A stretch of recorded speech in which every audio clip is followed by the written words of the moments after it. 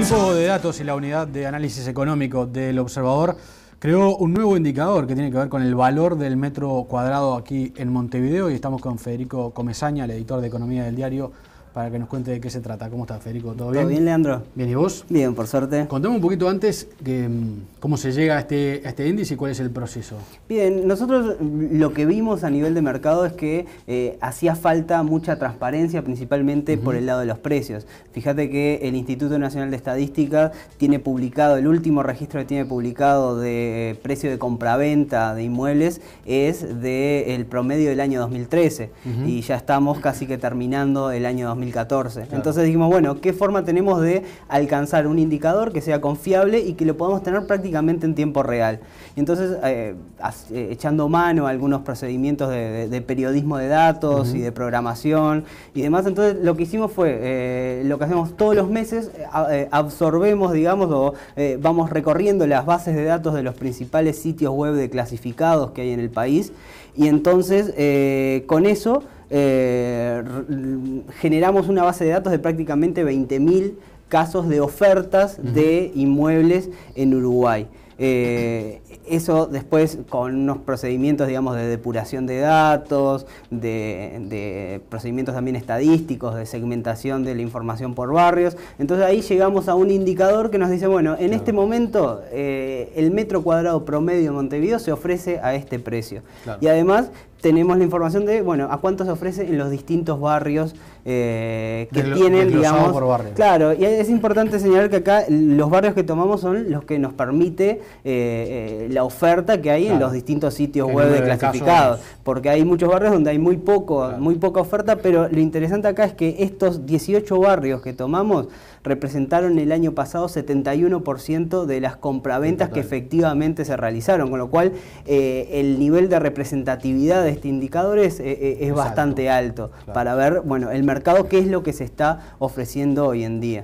Es interesante porque no hay muchos indicadores privados, ¿no? Hay muchos indicadores obviamente de organismos del Estado, hay algunos de alguna consultora, sobre todo, o alguna universidad privada, pero sobre todo relacionados a la economía, pero hay pocos elaborados por privados, como en este caso por el Observador, ¿no? Sí, nosotros desde hace un tiempo estamos apostando por este proceso de ir generando indicadores propios con una visión periodística, en el sentido de que por ejemplo, una cuestión es que el Instituto Nacional de Estadística expresa en, bueno, precio por metro cuadrado. Y nosotros dijimos, bueno, para hacer más amena la información o más fácil de visualizar la cuestión, en vez de expresarlo cuánto cuesta un metro cuadrado, decimos, bueno, ¿cuánto costaría un apartamento de 65 metros cuadrados, que es más o menos el tamaño medio de lo que se está ofreciendo hoy en día en el país? Y ahí uno lo que ve es eso como comunidad. Claro, entonces el promedio de Montevideo ya vendría a ser $156.000. Ese es el promedio de precio de un apartamento, de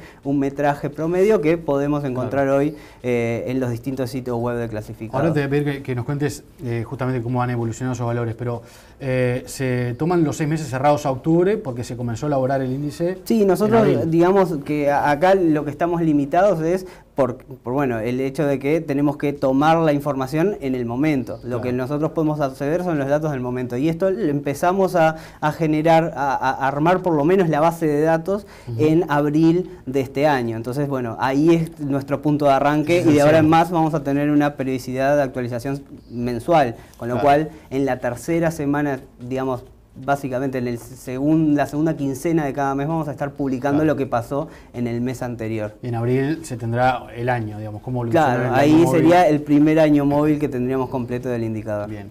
Me decías un apartamento de 64 metros cuadrados. 65 metros 65 cuadrados. metros cuadrados. ¿Y cuál fue el promedio entonces? $156.000. $156.000. Ese es el precio de oferta. Lo que nos dicen a nivel del mercado es que, bueno, que muchas veces pasa de que hay algún recorte cuando se concreta la venta, la operación, y además hay una costumbre dentro del mercado de muchas veces declarar un precio menor, que termina perjudicando a quien hace la compra del inmueble, pero que se estila, y eso lleva a que el precio del metro cuadrado, de hecho yo estaba haciendo ahora algunos cálculos, y respecto al precio del metro cuadrado que estipula el Instituto Nacional de Estadísticas en base a la Dirección de Registros, aún asumiendo que este año, esos son datos de 2013, y aún asumiendo que este año los precios de los inmuebles tuvieran un incremento similar al del año pasado, estaríamos hablando de que los precios de oferta están hoy 35% por encima del precio de concreción del negocio. No quiere decir que el vendedor recorte 35% del precio, pero muchas veces está eso de que se declara menos de lo que efectivamente es una costumbre bastante se transa. Extendida, ¿no? Hay que ver si ahora con los cambios impositivos, si no se termina eso, porque obviamente, como tú decís, eso favorece al vendedor, perjudica al comprador, pero además ahora con el IRPF, cuando uno después vende ese inmueble, tiene que pagar IRPF. Justamente, si escrituró por un valor menor, la diferencia con el IRPF a la venta termina perjudicando al que esa que es una vieja costumbre, no sé si no se comenzará a limitar, ¿no? Cuando se empieza a notar ese fenómeno. Pero repasemos qué pasa por zonas o por barrios. Bueno, en realidad a nivel general la tendencia que estamos viendo es un incremento de precios de 5,6%, de 3,4% en dólares corrientes, y eso implicaría un aumento en unidades indexadas de alrededor de un 5,8%. Eso lo que muestra es que, en estos 6 meses el precio de los inmuebles estaría aumentando a pesar de que aumente el dólar. Y nosotros decimos a pesar de que aumente el dólar porque, de hecho, poco tiene que ver a la hora de ver los fundamentos que hay detrás del precio de los inmuebles, el tipo de cambio con el valor de un apartamento. De hecho, si hacemos una visión histórica de los precios, nos muestran que los valores prácticamente están alineados con el crecimiento de los salarios. Bueno, lo que vemos hoy en día es que estos precios, por lo menos en estos 6 últimos meses, están creciendo por encima del crecimiento salarial. Por encima del crecimiento de los salarios. Lo cual es un punto a seguir en el tiempo, ver si efectivamente este aumento del tipo de cambio debería en los hechos reflejarse en un precio menor de los inmuebles medidos en dólares. Claro. Quizás haya un efecto de retraso en esto al verlo por el lado de la oferta. Algunos operadores de mercado nos dicen que a la hora de concretar las operaciones sí está habiendo un recorte importante de los precios, y eso dentro de poco lo deberíamos estar viendo en este indicador que mide justamente el precio ofrecido por los vendedores. Tenemos una gráfica ahí que muestra justamente la evolución. Sí, esta es la evolución, digamos, desde abril a octubre. En dólares fue prácticamente lineal el crecimiento, un crecimiento de 1,8% en el trimestre a julio, 1,6% en el trimestre a octubre. La evolución del tipo de cambio distinta en esos 2 trimestres móviles que tomamos nos muestra, un comportamiento como el que ustedes están viendo, visto en pesos constantes o en unidades indexadas. Claro. Entre las zonas distintas, ahí tenemos los 3 barrios donde más subieron los precios, fueron Buceo, Aguada y Centro. Ahí estamos hablando de subas de 3,1%, 7,8%, 7,1%. Ahí estamos viendo lo que tú estás comentando en otra gráfica. Son barrios en sí de precios medios, por lo que nosotros relevamos en el indicador.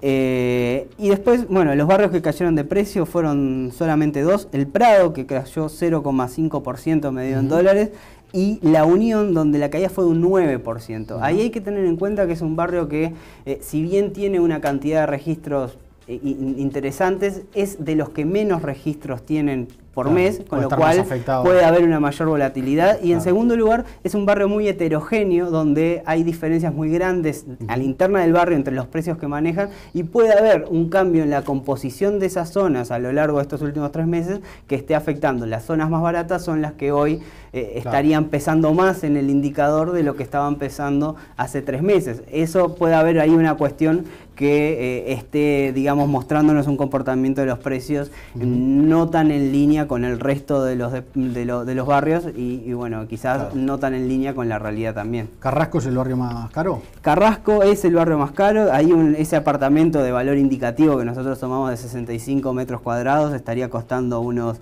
$217.000. Respecto a La Unión, que es el barrio más de menor precio que nosotros consideramos, que donde ese mismo apartamento saldría $103.000. Claro.